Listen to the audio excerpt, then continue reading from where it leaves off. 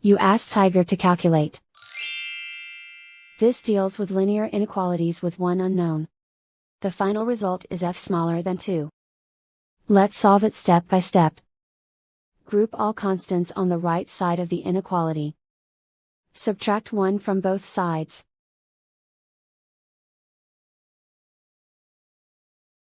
Group like terms.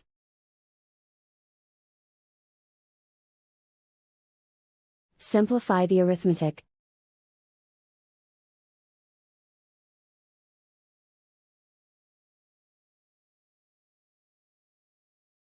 Isolate the f.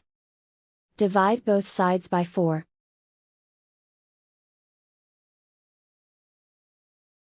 Simplify the fraction.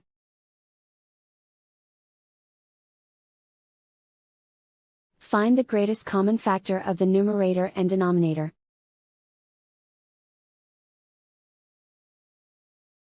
Factor out and cancel the greatest common factor.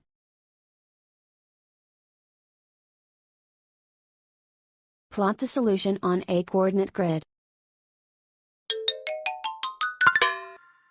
And so the final result is f smaller than 2.